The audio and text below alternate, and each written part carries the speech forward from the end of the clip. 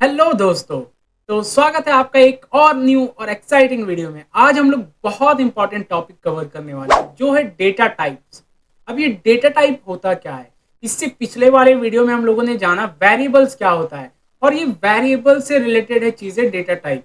अब ये data type होता क्या है ये हम लोग जानते हैं। जैसे सिंपल मैं आपको कहता हूँ वन।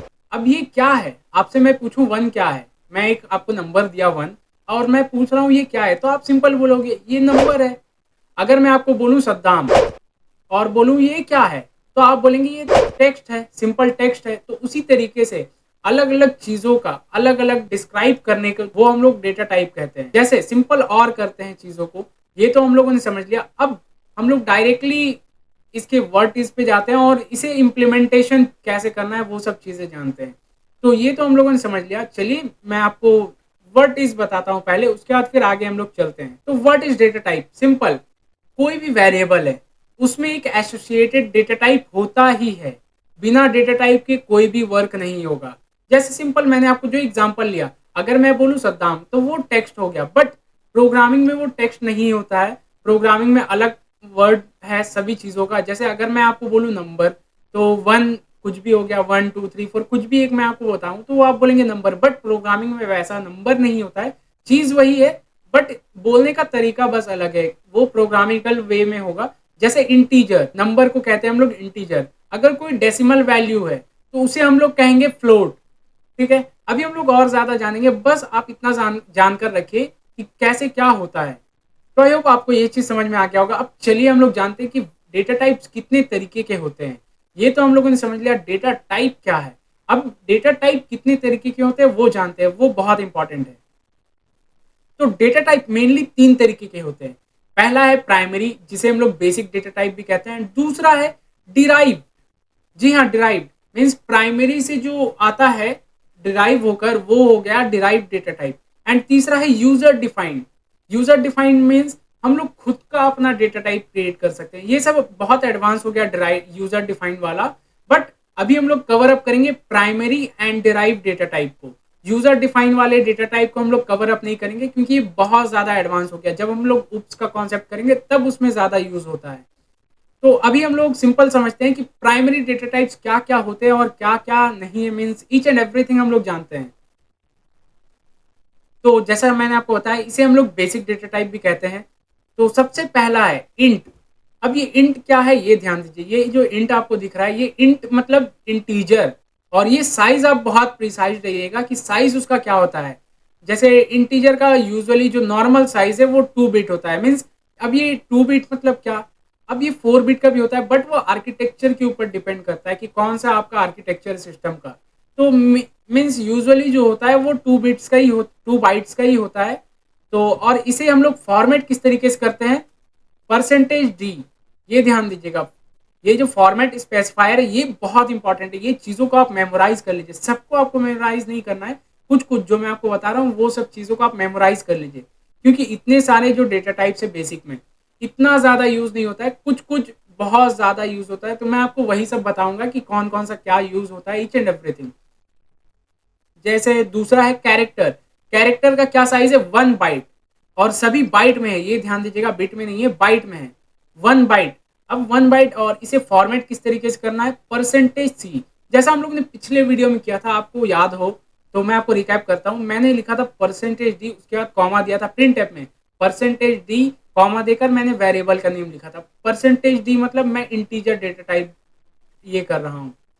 उसी तरीके से अगर मैं परसेंटेज सी करूंगा इट मीन्स मैं कैरेक्टर डेटा टाइप कर रहा हूँ। और फ्लोट का है साइज 4 और इसका फॉर्मेट करने के लिए परसेंटेज एफ। और उसी तरीके से डबल, डबल का है 8 एंड इसका जो फॉर्मेट स्पेसिफायर है ये है एल एफ। ये बस ऊपर से चार आपको याद रखना है मेनली। मेनली ऊपर से चार आपको पूरा 100% याद ही रखना है। बाकी सब आप देख लीजिएगा अच्छे से, अगर याद कर पाए तो वेल एंड गुड, अगर नहीं भी कर पाए तो वो कोई इश्यू नहीं है। बट ज़्यादातर वो सब यूज़ नहीं होता है, इसलिए मैं आपको ये लिख कर दे दिया हूँ, ज़्यादा यूज़ नहीं होता है। बट ये ध्यान दीजिएगा, यूज़ जो ज़्यादा होता है इंट, कैरेक्टर, फ्लोट, डबल, ये चार डेटा टाइप्स हमारे मेनली यूज़ होते हैं ज़्यादा। तो चलिए अब हम लोगों ने समझ तो लिया कि डेटा टाइप्स क्या होते हैं। अब एक एक करके इम्प्लीमेंटेशन करते हैं हम लोग विजुअल स्टूडियो कोड पे। तो मैं सी ट्यूटोरियल वाला फाइल ओपन कर लेता हूँ और इस पे मैं विजुअल स्टूडियो कोड ओपन कर लेता हूँ। ओपन विद कोड मैंने कर लिया। और ये हमारा पिछला वीडियो जो हम लोगों ने किया था वो फाइल है। अब हम लोग एक और नया फाइल क्रिएट कर लेते हैं जिसका हम लोग डेटा टाइप इम्प्लीमेंटेशन करेंगे। तो मैं एक वापस से फाइल क्रिएट कर लेता हूँ इस पे।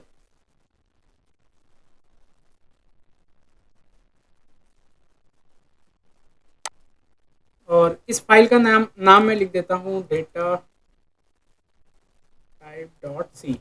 ये मैंने लिख दिया डेटा टाइप डॉट सी।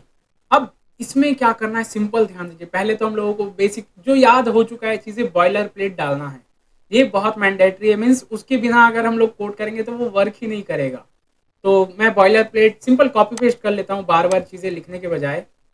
आप लिखिएगा। क्यों आप लिखिएगा? क्योंकि आपको प्रैक्टिस करना इंपॉर्टेंट है। और अगर आप अभी कंप्यूटर से देख रहे हैं, लैपटॉप से बैठकर देख रहे हैं, तो आप ऑन द हैंड चीज़ों को देखिए और चीज़ों को इम्प्लीमेंटेशन कीजिए।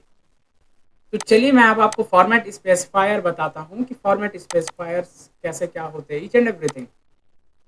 तो ये हम लोगों ने बॉयलर प्लेट कर लिया और इसमें मैंने एक वेरिएबल लिया है इंट ए। जो हम लोगों ने पिछले वीडियो में किया था सेम प्रोग्राम मैंने लिया है, इंट ए इक्वल टू 10। अब इसका क्या मतलब है, हम लोगों ने एक वेरिएबल क्रिएट किया ए नाम का और उसमें मैंने डेटा डाला है 10। और मैं कर रहा हूँ फॉर्मेट स्पेसिफायर। ये हम लोगों ने समझा था पिछले वीडियो में, परसेंटेज डी।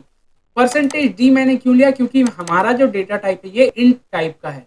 मैं आपको अगर प्रेजेंटेशन पे वापस लेकर चलूँ, मैं आपको प्रेजेंटेशन पे वापस लेकर आया हूँ, देखिए ध्यान से। परसेंटेज डी मैंने लिखा इंटीजर के लिए, उसी तरीके से परसेंटेज सी मैं लिखूंगा कैरेक्टर के लिए, परसेंटेज एफ मैं लिखूंगा फ्लोट के लिए, एंड परसेंटेज एल एफ मैं लिखूंगा डबल के लिए। ठीक है। अब मैं वापस से आपको विजुअल स्टूडियो कोड पर लेकर आता हूँ और ये हम लोगों ने इसलिए लिखा परसेंटेज डी।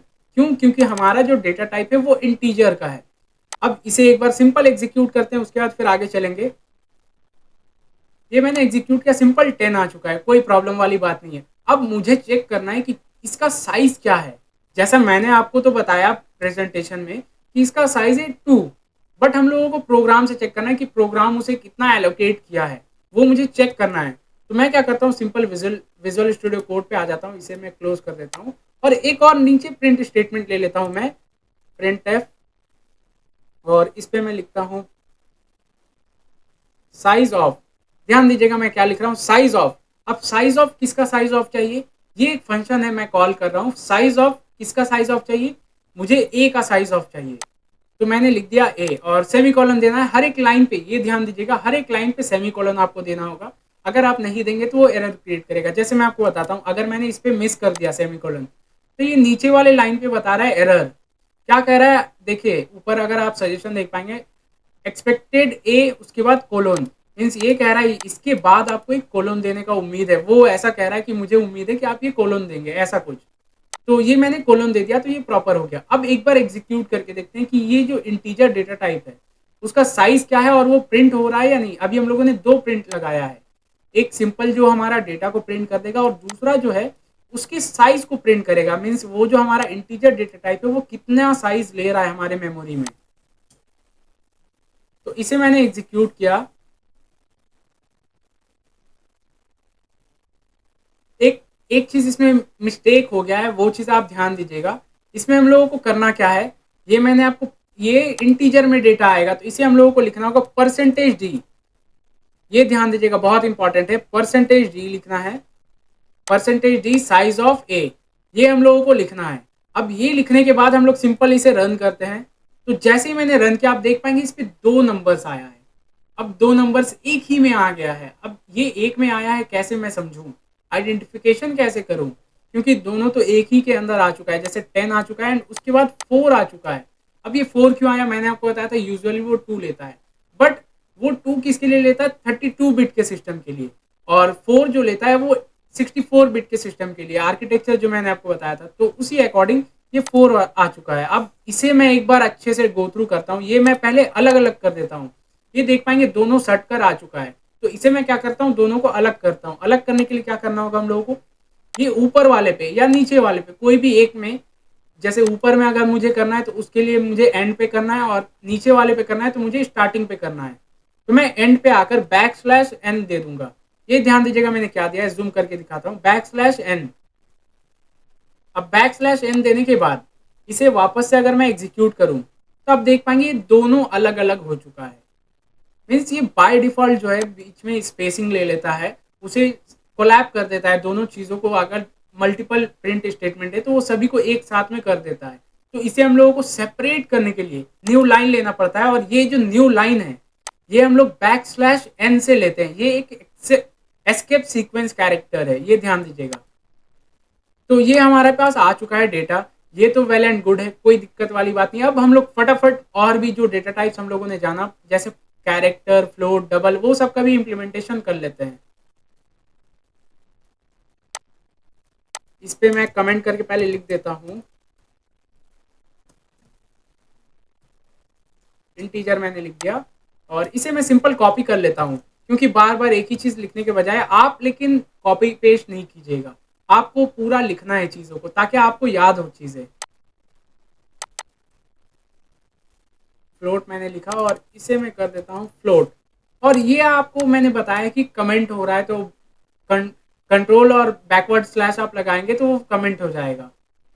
अब इसमें क्या करता हूँ, ये जो मैं आप देख पाएंगे ये परसेंटेज डी है। अगर मैं ऐसे करूंगा तो वो थोड़ा सा इशू क्रिएट करेगा, बट अभी मैं बिना किसी प्रॉब्लम के मैं डायरेक्टली आपको परसेंटेज एफ पहले करके दिखाता हूँ, उसके बाद डी भी करके दिखाऊंगा, परसेंटेज डी। और इसे मैं परसेंटेज डी रहने देता हूँ क्योंकि हमारे पास जो साइज आएगा वो इंटीजर में ही आएगा। फ्लोट में भी ले सकते हैं, बताऊंगा कैसे।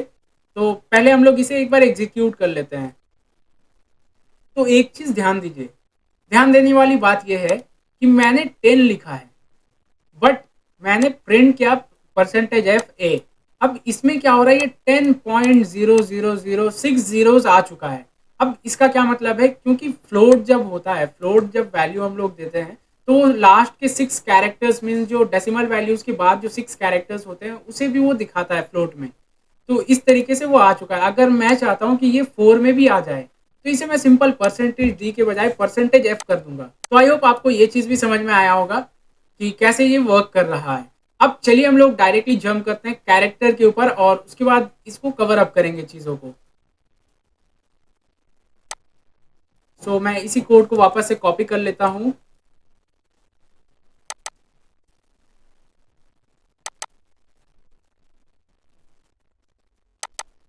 और कैरेक्टर में एक चीज ध्यान दीजिएगा, कैरेक्टर हम लोग डायरेक्टली लिख नहीं सकते। हम लोगों को क्या करना होगा, कैरेक्टर लिखने के लिए हम लोगों को उस पर सिंगल इन्वर्टेड कॉमा देना होगा।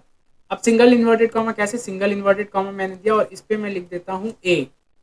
ये बहुत कॉम्प्लिकेटेड चीज़ है कैरेक्टर वाला, अगर आप समझेंगे अच्छे से तो बहुत अच्छी बात है, नहीं समझ पाएंगे तो बहुत प्रॉब्लम होगा, क्योंकि इसमें बहुत कंफ्यूजिंग देता है। अगर आप कॉम्पिटिटिव एग्जाम में वर्क करना चाहते हैं, कॉम्पिटिटिव एग्जाम का तैयारी या फिर इंटरव्यू का, तो कैरेक्टर से क्वेश्चन आता ही है, ये आप लिख कर ले लीजिए। अब कैसा क्वेश्चन आएगा वो मैं आपको बताता हूँ। पहले इसे मैं कर देता हूँ परसेंटेज सी और इसे मैं वापस से कर देता हूँ परसेंटेज डी, और इसे एक बार एग्जीक्यूट कर लेते हैं। तो ये तो कोई इशू नहीं है, ये तो प्रॉपरली आ चुका है हमारे पास। जैसा मैंने आपको बताया था कि साइज आएगा 1, और वो मैंने डायरेक्टली प्रिंट कर दिया। अब इसमें एक नया चीज़ ये है, ट्विस्ट ये है कि अगर मैं परसेंटेज डी करूँ इसे, मैं आपको एक नीचे इसके नीचे लाइन क्रिएट कर देता हूँ और इससे मैं कर देता हूँ परसेंटेज डी। मैंने परसेंटेज डी कर दिया। अब वापस से अगर मैं एग्जीक्यूट करता हूँ तो आप देख पाएंगे परसेंटेज डी मैंने किया तो इस पर क्या आ रहा है, 65। अब ये आपको बहुत इंटरेस्टिंग लग रहा होगा कि 65 कैसे आया, और कोई नंबर आ सकता था।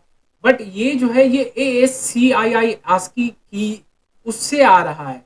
अब ये मैं आपको बताता हूँ कि क्या होता है। जैसे अगर कैपिटल लेटर्स पे जाए, आप गूगल कर लीजिएगा ये चीज़ों को, ये आप याद कर लीजिएगा। एक टेबल आता है ASCII टेबल, आप गूगल पे लिखिएगा वो आपको मिल जाएगा। तो उसमें क्या है, सिंपल ASCII की बहुत इंपॉर्टेंट है कैरेक्टर से रिलेटेड। मीन्स अगर इसका मैं कहूँ ASCII कैरेक्टर निकालना है तो उसके लिए क्या करना होगा, मुझे परसेंटेज डी देना होगा। अगर मुझे सेम वैल्यू को प्रिंट करना है तब तो कोई इशू नहीं है, मैं परसेंटेज सी लिखूंगा, सेम वैल्यू प्रिंट हो जाएगा। बट अगर मुझे उसका ASCII कैरेक्टर निकालना है तो उसके लिए क्या करना होगा, परसेंटेज डी लिखना होगा।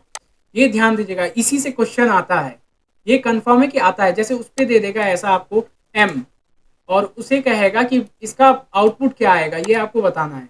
तो वो आपको कैलकुलेशन करना होगा। आप इसे सिंपल भी कैलकुलेशन कर सकते हैं। अगर कैपिटल ए है, उसका 65 है, तो एम का क्या होगा वो आप कैलकुलेशन कर सकते हैं।